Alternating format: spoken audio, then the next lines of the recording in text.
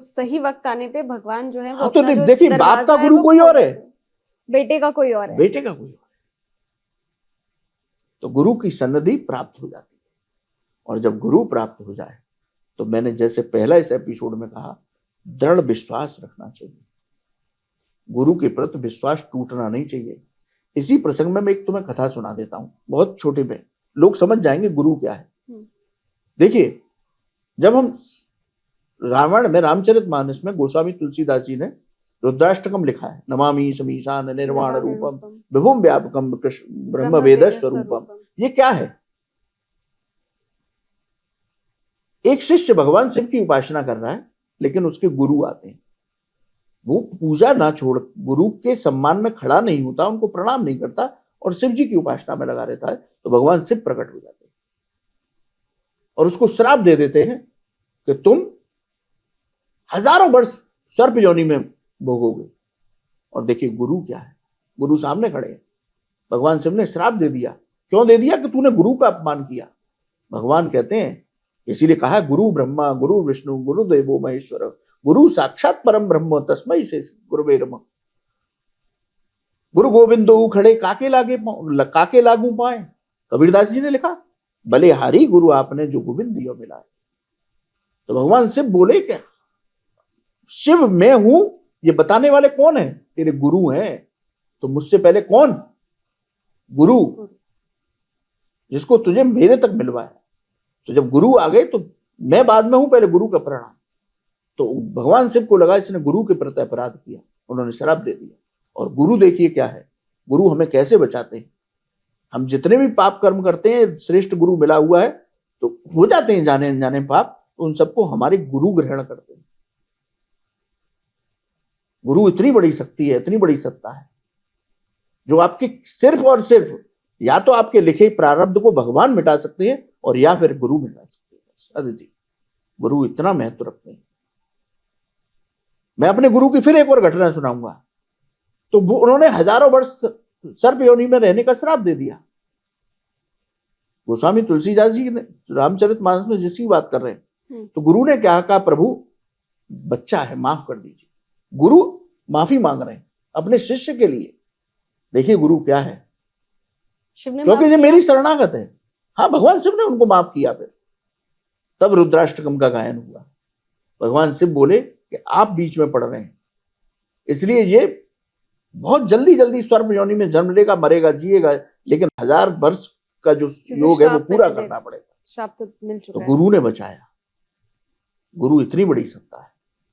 तो गुरु ने यदि मंत्र दे दिया तो उसके ऊपर अगाध श्रद्धा रहनी चाहिए। एक बार नारद जी भगवान विष्णु के पास गए और उनसे बोले कि मुझे गुरु नहीं मिल रहे। भगवान विष्णु बोले कि तुम यहाँ वैकुंठ लोक से जैसे ही नीचे जाओ, तुमको जो पहला मिले उसी को गुरु बना ले। नारद जी वैकुंठ लोक से विष्णु जी के पास से लौटे। भगवान विष्णु उनको ज्ञान देना चाह रहे कि गुरु होता क्या है समझ ले आज। तो वो जैसे ही उतरे तो उनको एक केवट मिला, नाव चलाने वाला।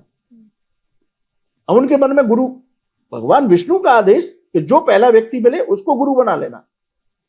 उनके मन में शंका आ गई, अरे ये नाव चलाने वाले को गुरु क्या बना, ये क्या जानता है। सही बात है। भगवान विष्णु वहां प्रकट हो गए और उनको श्राप दे दिया कि तुम 84 लाख योनि में भटकोगे। नारद जी को श्राप मिल गया। नारद जी ने पैर पकड़े, उन्हें कि प्रभु मुझसे अपराध हो गया। बोले नहीं, तुमने गुरु के ऊपर संशय किया। मैंने तुमसे कहा था जो पहला शख्स मिले उसमें गुरु का भाव देख लिया। बोले तुम उनसे ही जाओ, उनके पास जाओ, वो तुम्हें देंगे इसका समाधान। तो नारद जी फिर केवट के पास आए, उसके पैर पकड़ के कहा मुझसे एक अपराध बना है। तो उस केवट ने क्या कहा कि तुम भगवान नारायण के पास जाओ, उनसे कहो कि धरती पर 84 लाख योनियों को काट के दिखा दें। और वो जैसे ही 84 लाख योनियों को धरती पर काटेंगे तो उन धरती पर उन्हीं खानों में लोट लगा लेना। तो 84 लाख योनियों में भटकने का तुम्हारा जो फल है वो पूरा हो जाएगा, क्षणिक थोड़े से समय। तब उनको भान हुआ कि देखो इसमें कितना ज्ञान है। मेरे गुरु यही, डोंट जज a book by its cover. तो गुरु पर क्वेश्चन मार्क नहीं। ये एक बार मैंने बताया था, लोग ऐसे चुटकियों में गुरु बदल लेते हैं। हाँ, बदल लेते हैं। हाँ, आज इस आश्रम में गए, उनको गुरु बना लिया। गुरु की लीला को आप नहीं समझ सकते। गुरु बैठे, गुरु बैठे हैं। ऐसे बहुत बड़े संतों के बहुत बड़े उदाहरण है इसी कलयुग में। गुरु बैठे और गुरु नाचने लग गए। मन में ये भाव नहीं आना चाहिए ये क्यों नाचे, या प्याज उठा के उन्होंने खा ली तो मन में ये भाव नहीं आना चाहिए गुरु जी तो कहते हैं प्याज नहीं खानी चाहिए, इन्होंने तो प्याज खा ली। वो क्या लीला कर रहे हैं अलग है।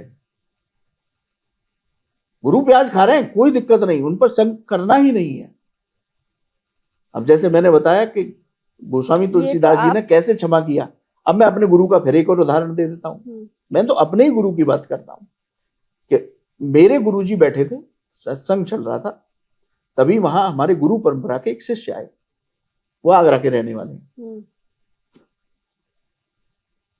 और वो इतने अच्छे हैं जो शिष्य थे उनके कि उनके अंदर कभी, सब जानते थे उनको, कभी किसी के प्रति राग द्वेष नहीं रहा। आपसे बुरा, आपको कुछ बुरा अंदर लगेगा तो वो मुंह पे कह देते थे, मुंह फट जिसको बोलते हैं। वो ये डिप्लोमेसी नहीं देखते थे यार कल को ये बुरा ना बन जाए, हरि गोपाल यार तुम यार ये क्या पहन के आए, अच्छा नहीं लग रहा यार, साफ कह देनी मुंह पे, ऐसे तो ये पहन ले, ऐसे थे, मतलब निर्मल हृदय। गुरु जी के पास आए तो उनके अदिति पूरे शरीर पर सोराइसिस हो गई थी, पूरे चेस्ट पर थी और पीठ पर थी और उन्होंने बहुत इलाज करा लिया था, बहुत कष्ट में थे। सोराइसिस का आज भी इलाज नहीं है ना। तो गुरु जी के पास आए वो, तो उनको दुखी देख के गुरु जी ने पूछा कैसे, क्यों परेशान है? मैं अपने गुरु जी की घटना बता रहा हूं। तो उन्होंने तुरंत अपना कुर्ता उठा करके दिखाया, गुरु जी मेरे को सोराइसिस हो गई और ये ठीक नहीं हो रही और मैं बहुत इलाज करा चुका हूं, और रोने लगे वो। गुरु जी ने बोले शांत। मेरे गुरु जी ने 5 मिनट अदिति आंख बंद रखी, उसके बाद उन्होंने आंख खोली और उनसे कहा कि फिर दिखा मुझे, और उस पर दृष्टि डाली सोराइसिस पर और कहा कि जाइए घर जाइए, भगवान का भजन करिए। सुबह जब वो उठे तो उनके सामने वाले चेस्ट पर आज तक सोराइसिस का निशान नहीं है। डॉक्टर भी ताज्जुब कर रहे थे कि ये सोराइसिस कहां चली गई आपकी, और पीठ पर दृष्टि नहीं पड़ी तो पीठ पर आज भी है।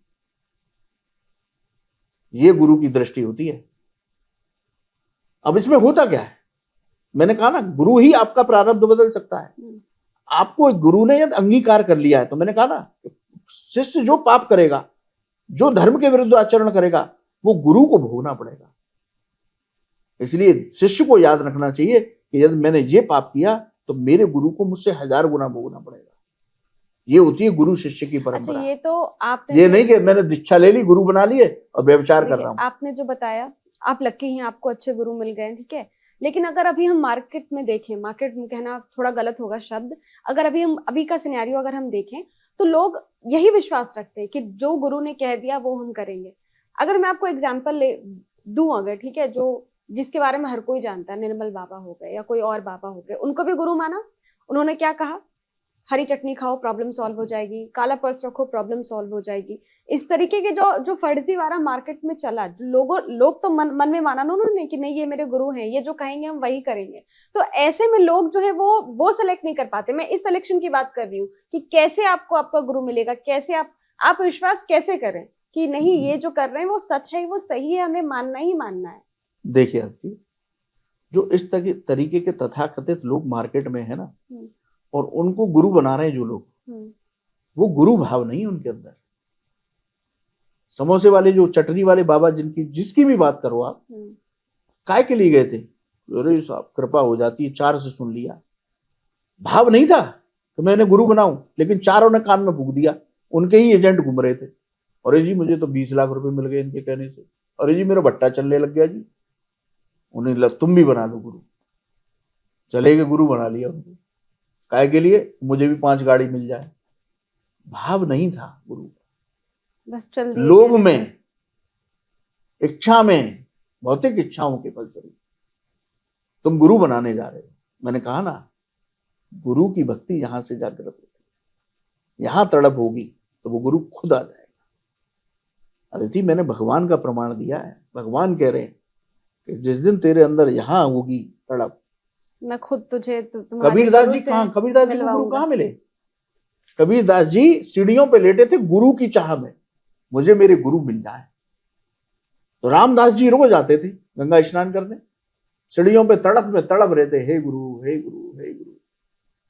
तो उजाला नहीं था, ब्रह्म मुहूर्त का समय था, रामदास जी का पैर उनके सिर पर पड़ा, उन्होंने पकड़ लिया, मेरे गुरु तो आप ही। गुरु ऐसे अंगीकार करते, चरण चिन्ह उन्होंने पैर रख करके अपने, जैसे भगवान विष्णु के हृदय पर चरण चिन्ह है, ऐसे कबीरदास जी को गुरु प्राप्ति। गुरु की तड़प यहां से होती है।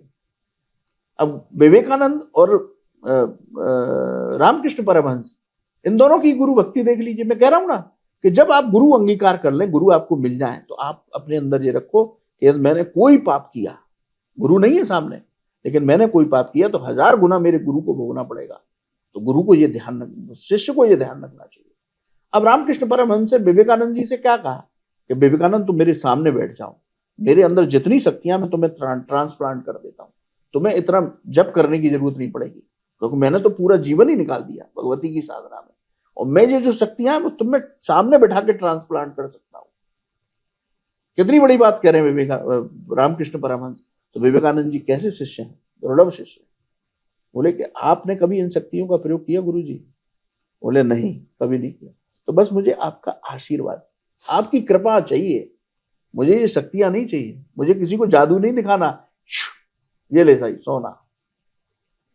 विवेकानंद ऐसे शिष्य। अब क्या आप जानते हैं श्री कृष्ण ही काली है? क्या आपको पता है राधा जी ने श्री कृष्ण के सामने कौन सी 3 शर्तें रखी थी?